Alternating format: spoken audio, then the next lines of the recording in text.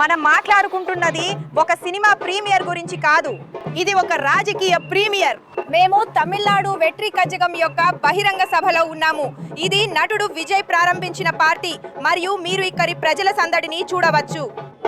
రాజకీయాలలో ఒక కొత్త మార్పును తీసుకువస్తుందని తమిళనాడు ప్రజలు దీనిని చూస్తున్నారు. అదే మీరు వింటారు. ఒక జెన్జీ జనాభా నుండి వీరిపై ఈ పార్టీ చాలా ఎక్కువగా ఆధారపడబోతోంది. ఇది చేసింది ఏమిటంటే రాష్ట్ర సంప్రదాయ ద్విముఖ పోటీని గందరగోళ భరితమైన త్రిముఖ పరుగుగాగుగా మార్చే ప్రమాదమున్న ఒక పూర్వ మిషనరీని రూపాంతరం చెందించడం. ఎందుకంటే అభిమాన సంఘాలు ఇకపై కేవలం అభిమాన సంఘాలు కావు, అవి ఒక రకమైన మిషనరీగా రూపాంతరం చెందాయి. ఏప్రిల్ 23వ తేదీన ఎన్నికలు జరిగినప్పుడు అది తమకు ఓట్లు తెచ్చిపెడుతుందని పార్టీ ఆశిస్తుంది.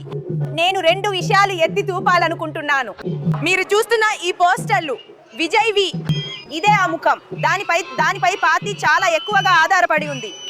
అదే దాని బలం, అలాగే దాని అతిపెద్ద బలహీనత. ఎందుకంటే ప్రభుత్వాన్ని ఏర్పాటు చేయాలనే ఆశతో టీవీకే నిలబెట్టిన మొత్తం 234 మంది అభ్యర్థులు ఆధారపడి ఉండేది ఈ ముఖం పైనే. మరియు అందుకే తూపులను కూడా ఉపయోగించారు. ఎందుకంటే వారికి తెలుసు విజయ్ ఫేస్ వాల్యూ ఆధారంగానే తమిళనాడు వెట్రి కజగం గెలవాలని ఆశిస్తోందని. ఇక్కడ నేను 2 విషయాలు తప్పక ఎత్తి చూపాలి. వారు ప్రతి చోట అభ్యర్థులను నిలబెట్టినప్పటికీ వారిలో కొందరు విఎస్ లాంటి అనుభవజ్ఞులైన వ్యక్తులు. పొల్లాచి నియోజకవర్గంలో బాబు లేదా పి కూడా ఉన్నారు.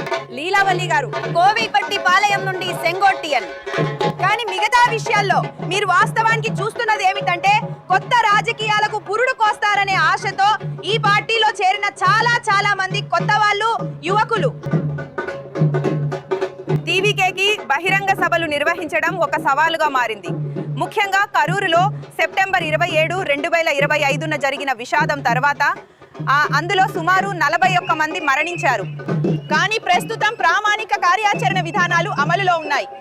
అయితే ఇక్కడ ప్రజలు నమ్ముతున్నది ఏమిటంటే ఆ విషాదానికి కారణం పీవీకే వైపు సంస్థాగత లోపం అంతగా కాదని, కానీ ఎలాంటి పరిస్థితి తలెత్తవచ్చో ఊహించడంలో పోలీసుల వైఫల్యంతో సహా కొన్ని ఇతర వర్గాల నిర్వహణ లోపం వల్లంలే ఆ విషాదం జరిగిందని.